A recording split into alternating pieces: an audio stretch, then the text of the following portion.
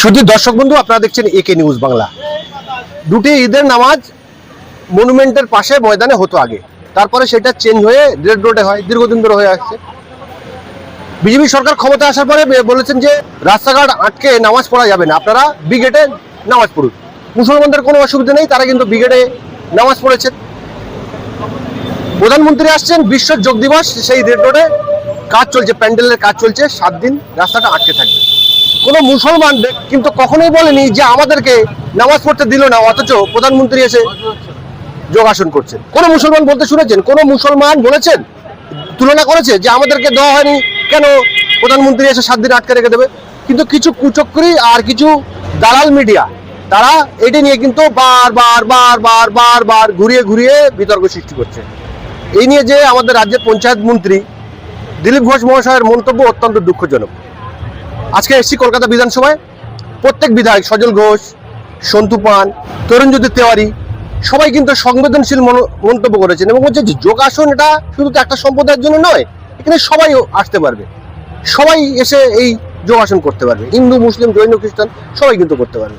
তারা ঠিক কি বলছে শোনাবো আপনাদের। আরে একটা লোক এক পোস্টে, এরা তো সব কলকাতা বাংলা বেঙ্গল পুলিশ বা কলকাতা পুলিশের লোক, তারা এক পোস্টে এত বছর থাকতে পারে? আমি জানতে চাই। 20 বছর আছে, বেআইনি ভাবে আছে, শান্তনু সিনহা বিশ্বাসের মতো আছে। আরে পিএসওদের ঘর থেকে তো টাকা বেরোয়, কেস্টোর পিএসওর ঘর থেকে কত টাকা বেরিয়েছিল ভুলে গেছেন? পিএসওদের ঘর দিয়ে টাকা বেরিয়েছে এদের আমলে।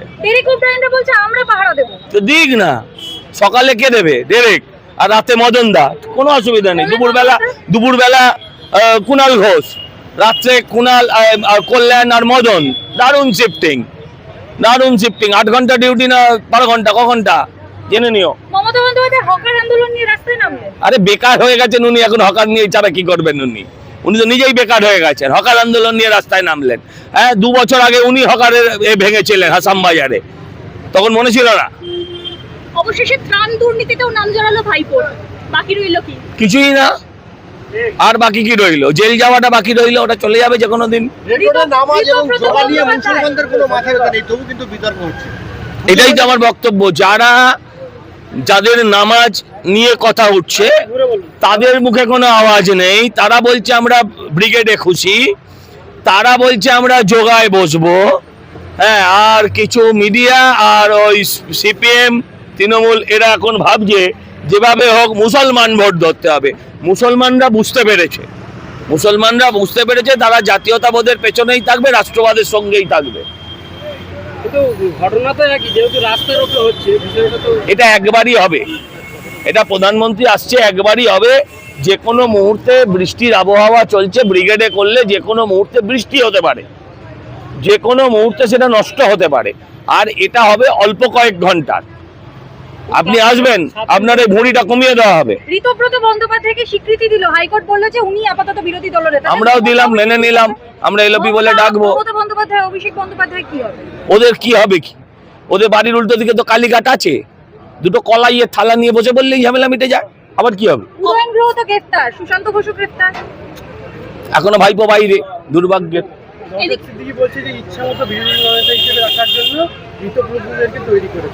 কে তৈরি করেছে? ঋতব্রত বাচ্চা ছেলে। হ্যাঁ, জাভেদ খান তৃণমূল, বিজেপি, ববি হাকিম, শুভেন্দু অধিকারী। কি বলতে চান আপনারা? কি বলতে চান? নামাজ এবং যোগা নিয়ে পঞ্চায়েত মন্ত্রী দিলীপ ঘোষের বক্তব্যকে আপনি সমর্থন করেন? আমি শুনিনি বক্তব্যটা, আর উনি যে বক্তব্য রাখবেন তাকে আমার সমর্থন করতেই হবে। আমার দলের নেতা, আমার যদি বিরোধিতাও থাকে আপনাকে সামনে থোড়ি বলবো, আমি সমর্থনই করবো। মেসি হ্যাট্রিক করলেন, তারপরে অরূপ বিশ্বাস গেলেন থানায় হাজিরা দিতে। ও যাবে আসবে, একদিন যাবে আর আসবে না। নামাজটা কি সরকারি প্রোগ্রাম ছিল? প্রশ্ন হচ্ছে নামাজটা কি সরকারি প্রোগ্রাম ছিল? খিলাফত কমিটির প্রোগ্রাম ছিল, 1 নম্বর। 2 নম্বর, খিলাফত কমিটি বা ক্যালিফেট যেখান থেকে আছে, খিলাফত কমিটি কারা জানা উচিত। তো আপনারা জানেন কারা?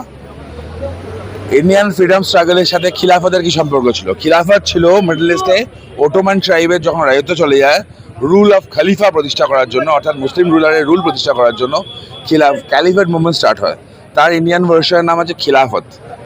সেই খিলাফত কমিটি, যার স্বপ্ন হচ্ছে রুল অফ মুসলিম রুলার, তাদের প্রোগ্রাম। মমতা বন্দ্যোপাধ্যায় যেখানে হিজাব পরে যেতেন, সেটা কি সরকারি প্রোগ্রাম? আর যোগা বা যোগ, বিশ্ব যোগ দিবস একটা সরকারি প্রোগ্রাম। পশ্চিমবঙ্গটা রেকর্ড করতে চলেছে, যোগা ঘরে ফিরছে তাও বলা যায়। সেইখানে দাঁড়িয়ে একটা সুন্দর প্রোগ্রাম, পশ্চিমবঙ্গের নাম ইন্টারন্যাশনাল ট্যুরিজমে আবার আসবে, ইন্টারন্যাশনালিভাবে চর্চায় আসবে, ফুটফল বাড়বে, বিজনেস বাড়বে। সেখানে দাঁড়িয়ে সেটা সেলিব্রেট করা হচ্ছে সরকারি প্রোগ্রাম। আবার বলছি, নামাজ পড়াটা সরকারি প্রোগ্রাম কিন্তু নয়। আর ঋতব্রত বন্দ্যোপাধ্যায়কে বিরোধী দলনেতা হিসেবে স্বীকৃতি দিল হাইকোর্ট। নর্মাল ছিল, কারণ ঋতব্রত বন্দ্যোপাধ্যায়ের কাছে নাম্বারস আছে। In democracy number speaks. ওনাকে লোকজন সাপোর্ট আছে। এবার প্রশ্ন হচ্ছে, ঘাস ফুল টাকার কাছে থাকে, ওটা দেখার আমি অপেক্ষায় আছি। রেড রোডের যোগা এবং নামাজ নিয়ে কোনো মুসলমান কিন্তু আপত্তি তোলেনি, তারপরেও বিতর্ক সৃষ্টি হচ্ছে। কি বলবেন এই বিষয়ে? কোনো মুসলমান কিন্তু বলেনি যে আমাদেরকে নামাজ পড়তে দেওয়া হলো না, ওরা যোগা করছে, এরকম কিন্তু কোনো মুসলমান এখনো পর্যন্ত। চূড়ান্ত নির্বোধ না হলে এই জাতীয় তুলনাটাই কারোর আসা উচিত নয়। যোগা কি কোনো কমিউনিটির উৎসব? যোগা তো কোনো কমিউনিটির জন্য না, বিশ্ব মানবের আত্মা এবং শরীরের উন্নতি সাধনের জন্য যোগ। ভারতবর্ষের থেকে যার উৎপত্তি, সারা বিশ্বব্যাপী তার আজকে সম্মান। এবং বিশ্ববরেণ্য নেতা মাননীয় যশস্বী প্রধানমন্ত্রী নরেন্দ্র মোদীজির হাত ধরে যোগ আজকে একটা ইন্টারন্যাশনাল স্ট্যাটাস পেয়েছে। সেই জায়গা থেকে ভারতবর্ষের পুণ্যভূমি থেকে যে যোগের উৎপত্তি, সেটা বিশ্ব যোগা দিবসে আমি স্ট্রেস করছি, সারা ভারতের প্রমিনেন্ট সমস্ত জায়গায় পালন হবে। এটা তো খুব স্বাভাবিক রয়েছে, এটা তো কোনো কমিউনিটি রিলেটেড অ্যাফেয়ার নয়। আর মুসলমানেরা অভিযোগ করবেনই বা কেন? ঈদ একটা কমিউনিটির উৎসব, এবং তাদের যে রিচুয়ালস, পশ্চার্স, এগুলোকে তারা যাতে প্রপারলি পালন করতে পারেন, তার জন্য মানুষের অসুবিধা না করে, রাস্তা ব্লক না করে, সম্মানীয় মুখ্যমন্ত্রী তাদের অল্টারনেটিভ ব্রিগেডে একদম প্রপার জায়গা, কলকাতার বুকে প্রপার জায়গার ব্যবস্থা করে দিয়েছেন। তো তাদের মধ্যে তো এটা নিয়ে কোনো সমস্যা থাকার কথা না। সমস্যা কাদের হচ্ছে? যারা একটু বেশি করে দেখাতে চাইছে যে ওই বলে না, মায়ের চেয়ে মাসির দরদ বেশি। এখানেও ব্যাপারটা তাই, মাসিমণির দরদটা খুব বেশি হয়ে গেছে। পলিটিক্যাল যে অস্তিত্ব, সেটা তো খুইয়ে ফেলেছেন। অজ্ঞান হওয়ার নাটক করে চোখ টিপতেও দেখা গেছে বাসে। এইসব গিমিক করে নিজেদের পলিটিক্যাল অস্তিত্ব নষ্ট করে এরা একটা হাস্যকর উপাদানে পরিণত হচ্ছে। রেড রোডে নামাজ এবং যোগা নিয়ে দিলীপ ঘোষের যে মন্তব্য, আপনি সমর্থন করেন কি? দিলীপবাবু তো পরিষ্কার এই কথাই বলেছেন যে পশ্চিমবঙ্গবাসী আমাদের এই হিউজ ম্যান্ডেট দিয়ে কেন নিয়ে এসেছে, যা চলছিল তাই চালাবার জন্য। তাহলে পরিবর্তন কেন করলো মানুষ? কেন 208 জন এমএলএ ভারতীয় জনতা পার্টিকে মানুষ আশীর্বাদ দিয়ে উপহার দিল? তার কারণ যেটা চলছিল সেটা মানুষ পছন্দ করছিল না বলে। মানুষ পছন্দ করেনি যে প্রতি সপ্তাহে একদিন করে টালা ব্রিজ থেকে শুরু করে শ্যামবাজার 5 মাথা অবধি রাস্তা বন্ধ থাকবে, আর একটা লেন দিয়ে কোনো রকমের 2 লেনের গাড়ি ঠেলাঠেলি করে পাস করবে। এটা মানুষ পছন্দ করেনি। মানুষ পছন্দ করেনি ওয়ার্কিং ডেতে রেড রোড আটকা রেখে দিনের পর দিন সেখানে উৎসব চলবে, কার্নিভাল চলবে। মানুষ পছন্দ করেনি। তা মানুষ যেটা পছন্দ করছে সেটা করার দায় এবং দায়িত্ব দুটোই আমাদের আছে। এই নিয়ে যারা অতটা হিন্দু মুসলমান এবং একটা রাজ্যের মধ্যে একটা বিশৃঙ্খলা সৃষ্টি করার চেষ্টা করছে, তাদের উদ্দেশ্যে কি বার্তা দেবেন? এখনই কিছুক্ষণ আগেই দেখছিলাম যে বীরভূমের একজন সংখ্যালঘু বিধায়ক, তিনি মুখ্যমন্ত্রীর দর্শন প্রার্থী। কারোর কোনো সমস্যা নেই প্রকৃতপক্ষে, কারণ ভারতীয় জনতা পার্টির সূত্র হলো সবার সাথে সবার বিকাশ, সবার বিশ্বাস। তার মধ্যে সবাই আছেন প্রকৃত ভারতীয় নাগরিক যারা, তাদের সবাইকে নিয়েই আমরা পথ চলছি। কিন্তু সমস্যা হচ্ছে ওই জয় বাংলা বলে বলে, আসলে তো পূর্ব পাকিস্তানের স্লোগান। ওই জয় বাংলা বলতে বলতে কবে যে মানসিকভাবে ভারতীয়ত্ব ছেড়ে বাংলাদেশিত্ব ঢুকে গেছে অন্তরে, যারা সেটা বুঝতে পারছে না, তাদের মুখ থেকে এই কথাগুলো বেরোচ্ছে।